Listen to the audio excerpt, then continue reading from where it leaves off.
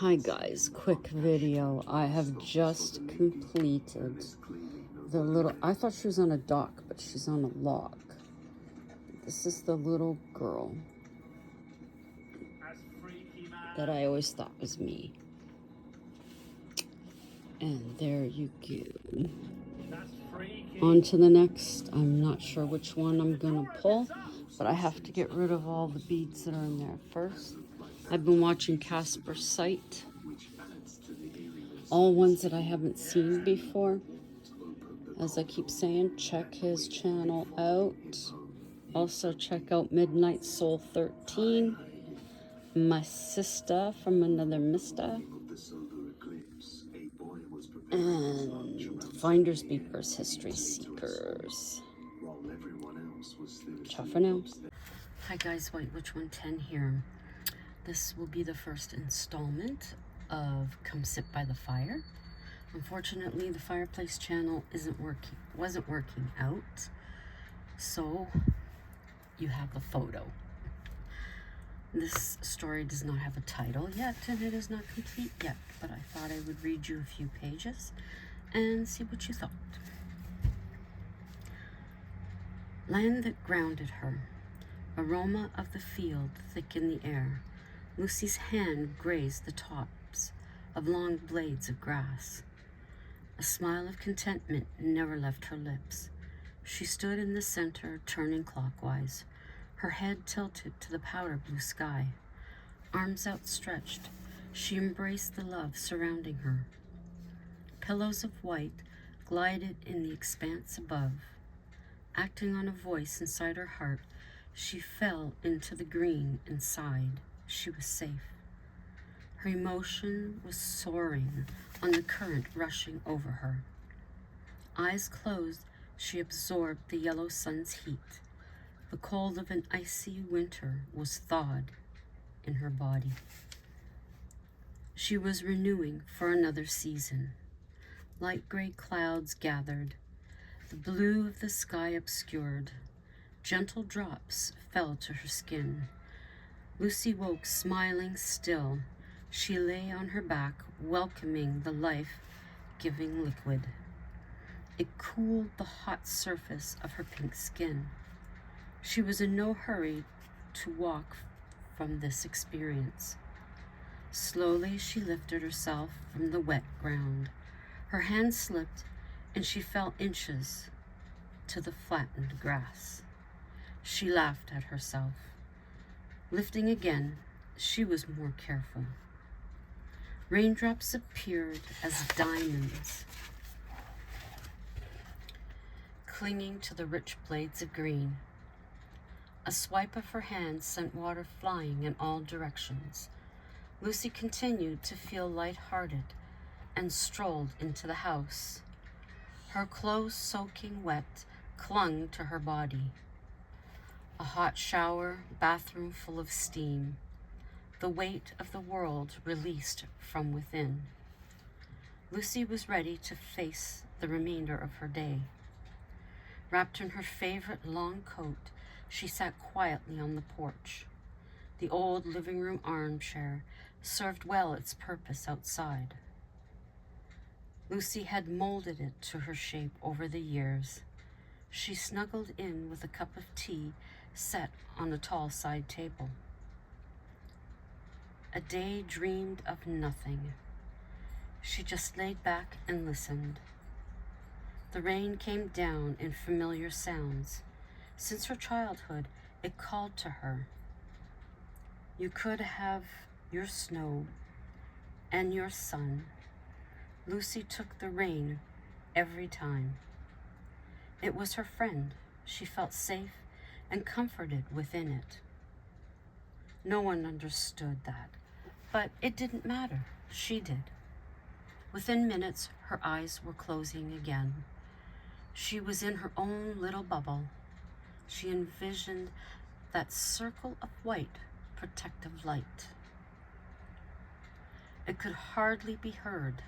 Black tires making their way down the gravel driveway. The harsh smell of exhaust invaded her fresh air. Slowly, she opened her eyes. There was a box to be delivered. She received it and tipped the driver, then thanked him for his time. The brown cardboard box sat close to the house, its lid dotted with raindrops. The tape to close it distorted some that pooled on top. Lucy wasn't in a hurry to open it. Her aunt had called ahead to say it was coming. She would have delivered it herself, but a fall had her right leg in an uncomfortable cast. Lucy did, however, use her cell phone to advise her aunt that the box had arrived in one piece. There were special items inside the box, passed down by generations. This slightly confused Lucy. She had no children to inherit these items. Her aunt had 2 grown sons. Each cousin had 3 healthy children. But the wisdom was her aunt's, so who was she to question it?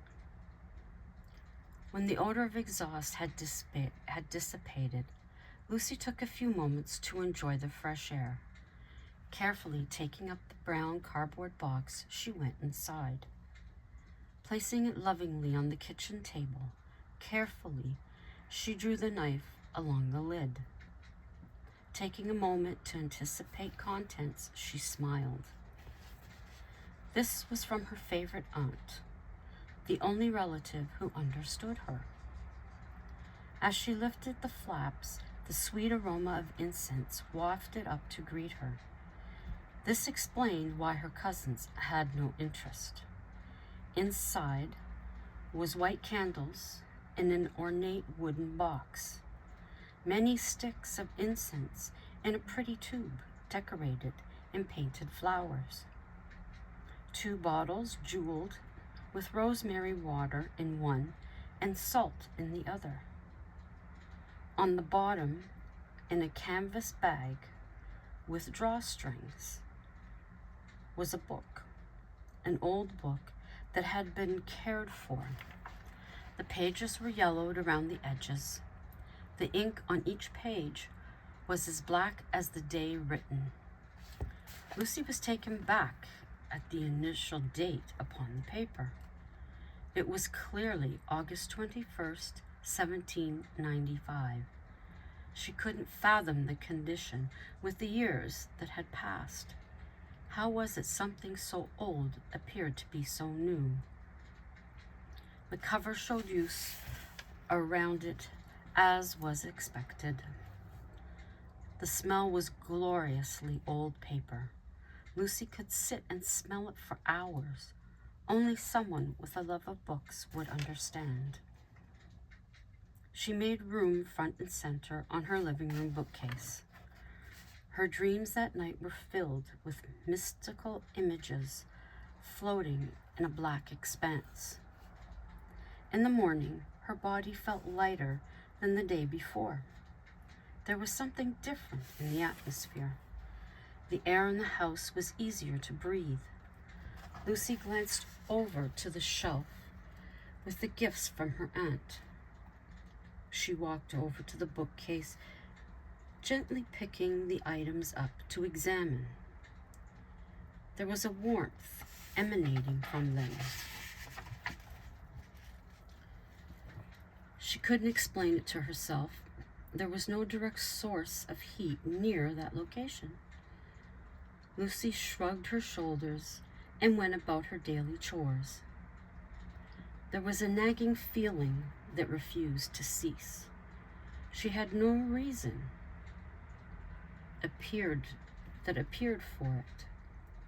Taking a break for lunch, her attention focused once again on the bookshelf. If an object can be said to call to you, the antique book was beckoning her.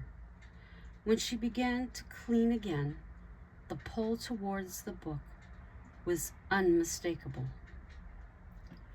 Her concentration on task melted away.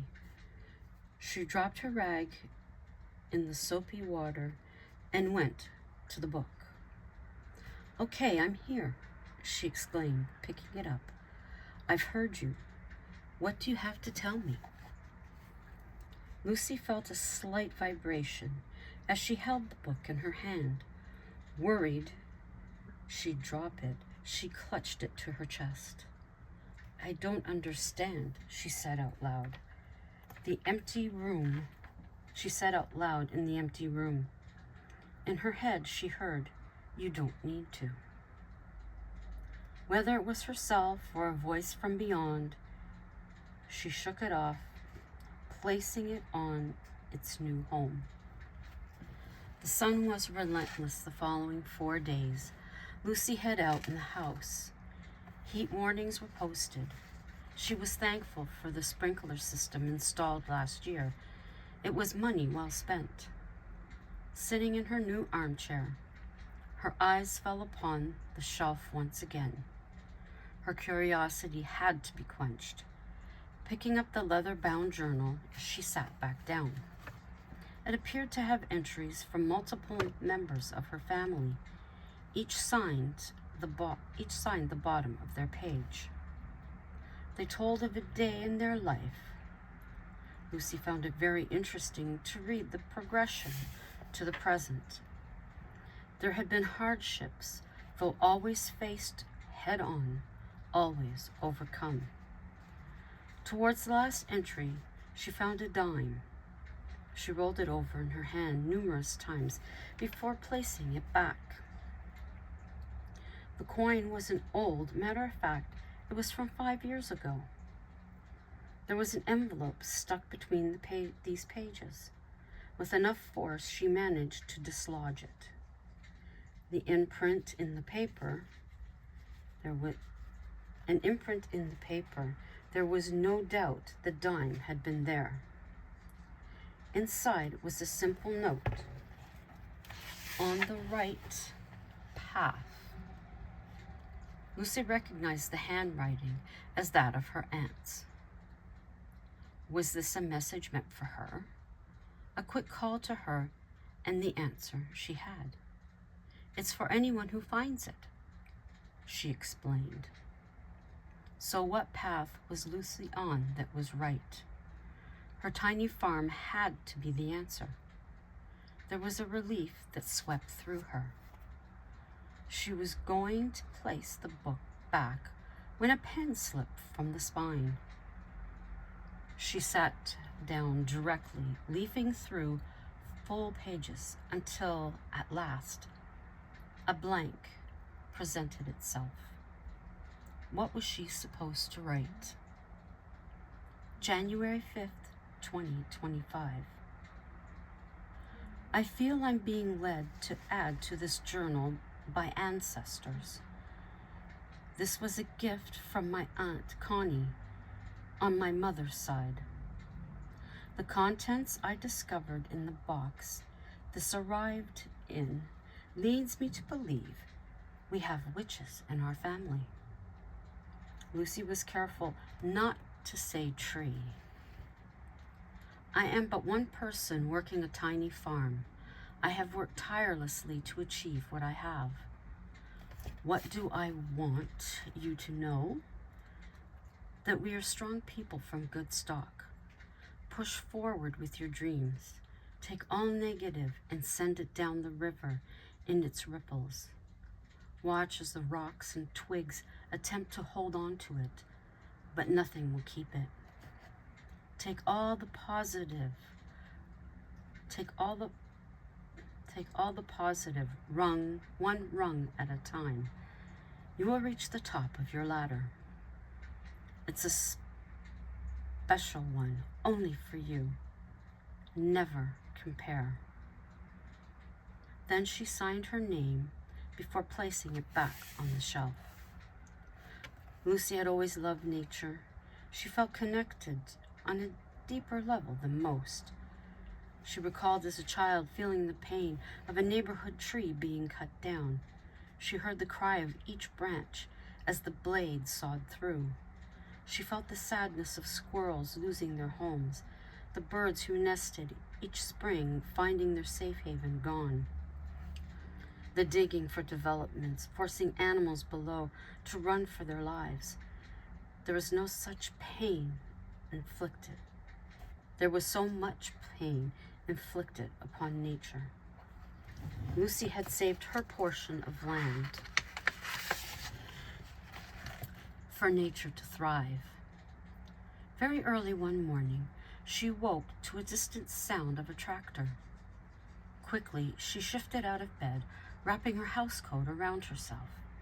Parting the curtains in her bedroom, she searched the field.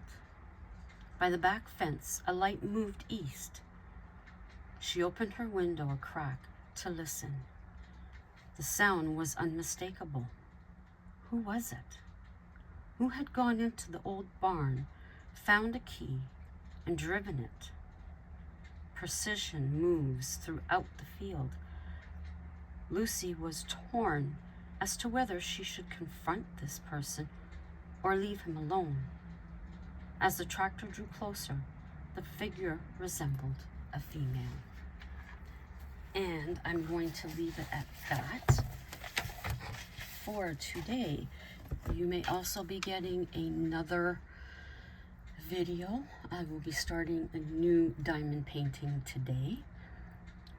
It is of a bear with a landscape scene in him. Lots of white around it. So I'll be doing that part first. I hope you're having a good day. Our day has been very nice here, sunny. You don't need your heavy coat, you don't need your boots. Although right now they are calling for snow on Monday and then rain snow mix on Tuesday. But we'll wait and see about that. Okay, so everyone, I'll let you go and ciao for now.